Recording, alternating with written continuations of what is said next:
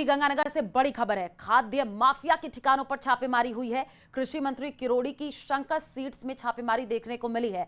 नकली खाद बीज उर्वरक मिलने से मंत्री नाराज हैं। किरोड़ी खाद्य फैक्ट्रियों पर लगातार छापेमारी कर रहे हैं और ये श्रीगंगानगर से तस्वीर हम आपको दिखा रहे हैं। हमारे साथ संवाददाता अशोक श्रीगंगानगर से लाइव जुड़े हुए हैं। अशोक, अभी किरोड़ी लाल मीणा क्या किसी फैक्ट्री में मौजूद है? वहां से निकल चुके हैं, जरा तस्वीर दिखाइएगा। लेकिन कार्रवाई नहीं हो पा रही। अरे रुको रुको, कीजिए बोरी कीजिए।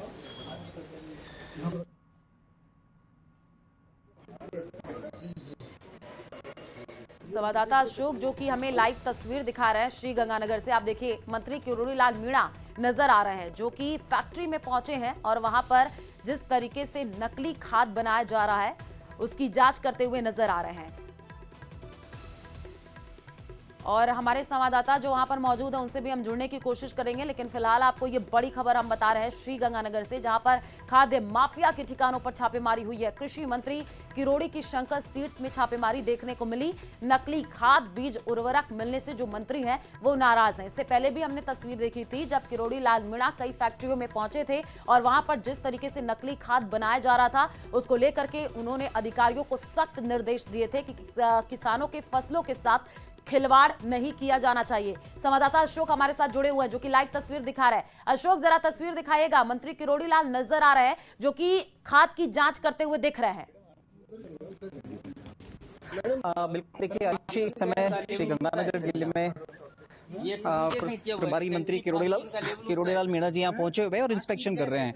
और मैं अभी उनसे सीधी बात करूं तो हम जानने का ये प्रयास करेंगे। चल रहे हैं मंत्री जी, आज आप गंगानगर पहुंचे हैं न्यूज़ 18 से, क्या अभी तक के इंस्पेक्शन में निकल कर सामने आया?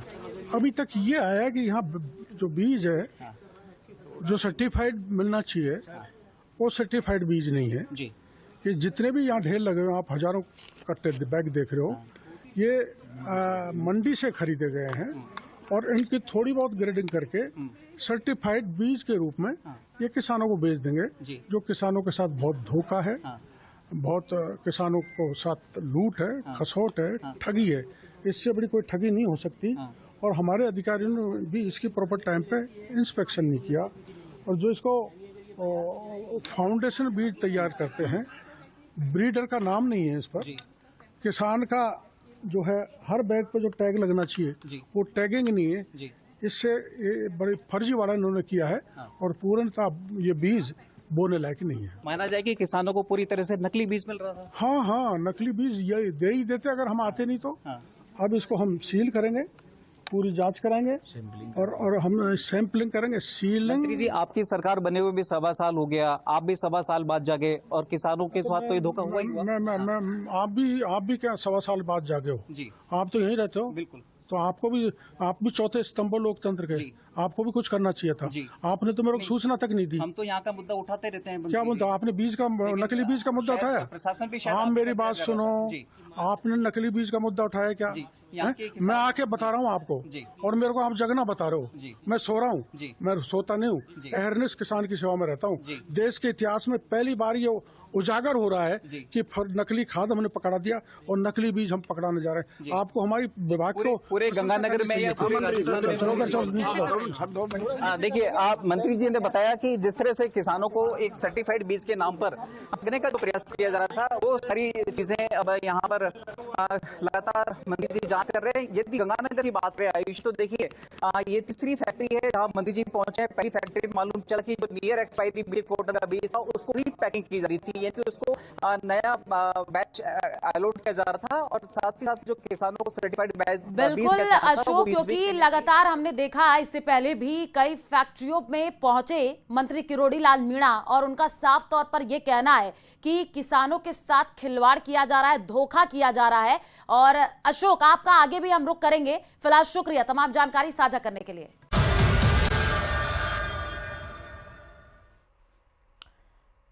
जब समाज की अंतिम पंक्ति में खड़ा व्यक्ति मुख्यधारा से जुड़ता है तभी सच्चा समावेश होता है। प्रधानमंत्री मोदी की अगुवाई में पिछले 11 वर्षों में सरकार ने उन करोड़ों लोगों की सुध ली है जिन्हें दशकों तक नजरअंदाज किया गया। ये कहानी है उनके सशक्तिकरण की, श्रमिकों, दलितों, गरीबों, आदिवासियों और वंचितों की, जो अब देश की विकास यात्रा में भागीदार हैं। देखिए रिपोर्ट। मैं नरेंद्र दामोदर दास मोदी ईश्वर की शपथ लेता हूं कि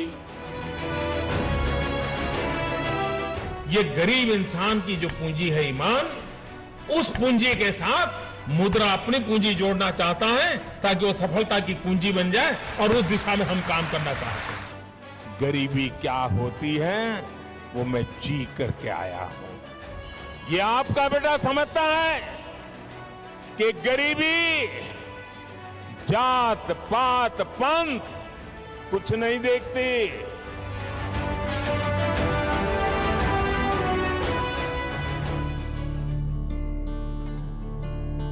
ये कहानी है सेवा की।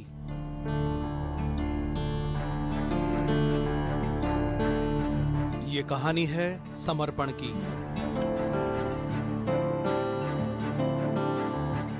ये कहानी है उस सुलझे हुए नजरिए की जिसने संवैधानिक हक को हर दरवाजे तक पहुंचाने का काम किया है। मालूम है मैं क्यों आया हूं आपके घर?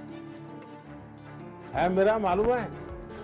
ऐसा है कि हमने देश में 10 करोड़ घरों में ये गैस का सिलेंडर दिया।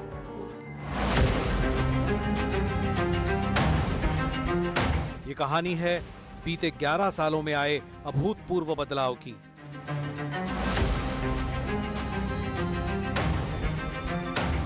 ये कहानी है नरेंद्र दामोदर दास मोदी के संकल्पों की। पिछले 8 वर्षों से देश के इंफ्रास्ट्रक्चर पर अभूतपूर्व काम हो रहा है।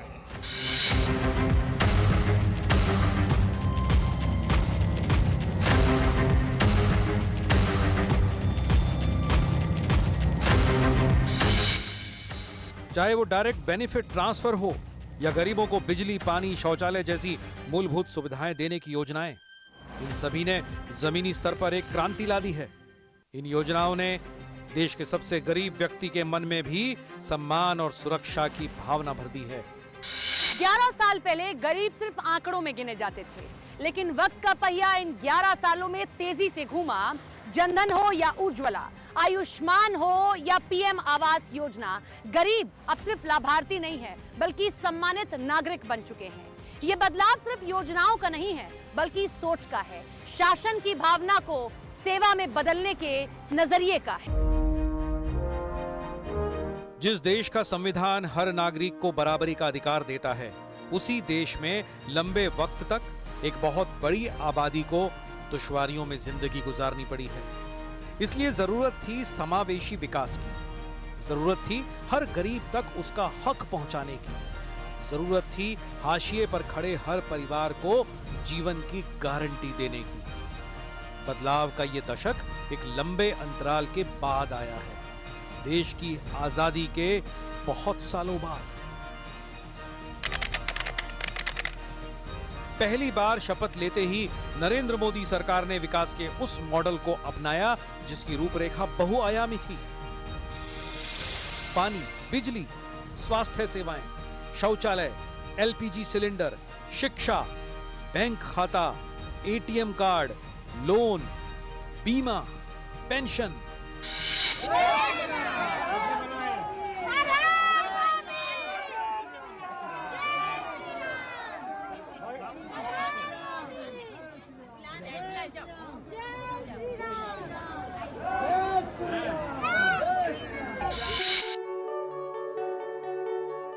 इन जैसी बुनियादी जरूरतों को चुनिंदा वर्ग तक सीमित नहीं रखा गया, बल्कि इन सुविधाओं को वहां तक पहुंचाया गया जहां कभी वादों की आवाज तक नहीं पहुंचती थी। यानी बीते 11 सालों में हर भारतीय को सशक्त बनाने के लिए कल्याणकारी योजनाओं की न सिर्फ शुरुआत की गई बल्कि उन्हें सफलतापूर्वक लागू भी किया गया। गरीब इंसान की जो पूंजी है ईमान, उस पूंजी के साथ मुद्रा अपनी पूंजी जोड़ना चाहता है ताकि वो सफलता की कुंजी बन जाए और उस दिशा में हम काम करना चाहते हैं। प्रधानमंत्री नरेंद्र मोदी की नीतियों ने समावेशी सशक्तिकरण का वो नक्शा खींचा है जिसने विकास के नए आयामों को गढ़ा है। मुद्रा योजना, स्टैंड अप इंडिया, इन जैसे कार्यक्रम वंचित वर्गों से आने वाले युवाओं को उद्यमी बना रहे हैं। मुद्रा योजना के तहत दिए गए 52 करोड़ से ज्यादा ऋणों में 51% ऋण SC, ST और OBC वर्गों के उद्यमियों को मिले हैं। यानी हर किसी के लिए बराबरी का हक, हर किसी को आजादी से जीने का हक, हर दरवाजे तक सीधी मदद। पिछड़ी जनजातियों के सैकड़ों गांवों में हर घर नल से जल पहुंचा है। साथियों, जिनको किसी ने नहीं पूछा, मोदी उनको पूजता है। वक्त की मार और राजनीतिक नाकामियों ने जिस वर्ग को उठने का मौका नहीं दिया, उस वर्ग को मोदी सरकार ने न सिर्फ अवसर दिए बल्कि उन्हें समाज की मुख्य धारा में लाने की कोशिश भी की और उनकी मदद भी कर रहे हैं।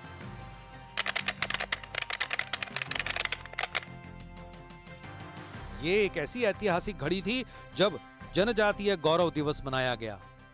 भगवान बिरसा मुंडा की 150वीं जन्म जयंती के उत्सव शुरू हो रहे हैं। ये कार्यक्रम अगले 1 साल तक चलेगा। गुजरातना कुल 8,454 लाभार्थियों पैकी 4 ने आज आंकड़े इस बात की गवाही देते हैं कि नरेंद्र मोदी सरकार के इन 11 सालों में कई क्रांतिकारी योजनाओं का सीधा लाभ गरीब तबके तक पहुंचाने का काम किया गया है। मसलन प्रधानमंत्री गरीब कल्याण योजना के तहत 81 करोड़ लोगों को मुफ्त अनाज दिया गया है। 15 करोड़ से ज्यादा घरों तक हर घर जल योजना के तहत नलों से जल पहुंचाया गया है। प्रधानमंत्री आवास योजना के तहत 4 करोड़ से ज्यादा मकानों का निर्माण किया गया है। स्वच्छ भारत मिशन के तहत 12 करोड़ शौचालयों का निर्माण। PM स्वनिधि योजना के जरिए 68 लाख रेहड़ी पटरी वालों को लोन। मोदी सरकार की इन नीतियों ने लोगों को न सिर्फ प्रेरित किया है बल्कि आगे बढ़ने की एक नई दिशा भी दी है। कोरोना काल का वो दौर याद कीजिए जब देश ही नहीं दुनिया महामारी की चुनौतियों से जूझ रही थी।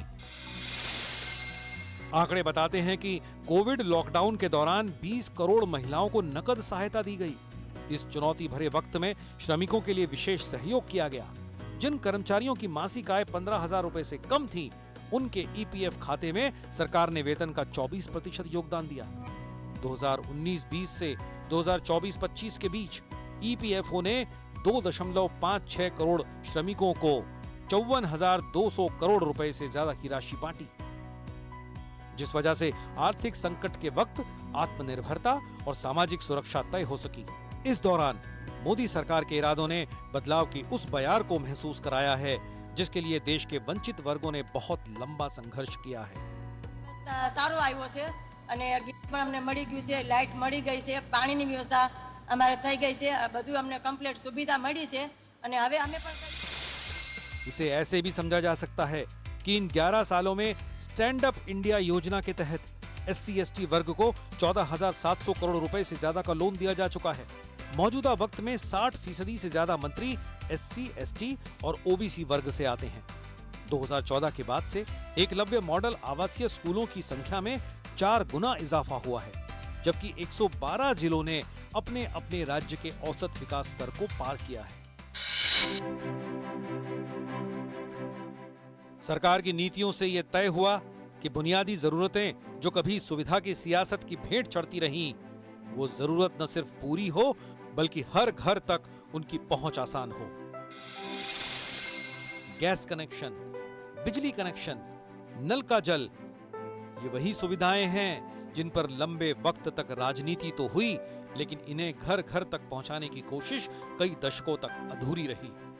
लेकिन अब मोदी सरकार की अगुवाई में यह राजनीतिक नजरिया बदल रहा है।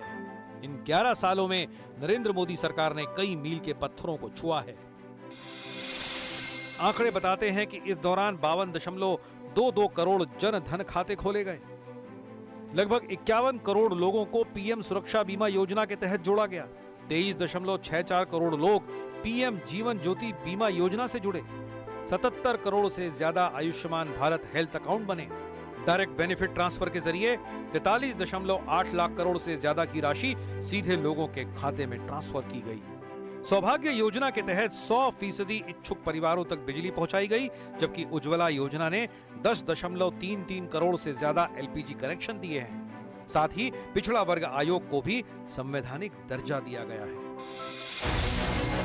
यानी नरेंद्र मोदी सरकार के इन 11 सालों के कार्यकाल ने सकारात्मक बदलाव का न सिर्फ एक नया मुकाम हासिल किया है, बल्कि वंचित और गरीब तबके को समाज की मुख्य धारा से जोड़ने का काम भी किया है। सरकार की ये नीति साफ करती है कि सबका साथ, सबका विकास का जो मंत्र दिया गया, उसका असर लोगों के जीवन पर साफ साफ दिख रहा है।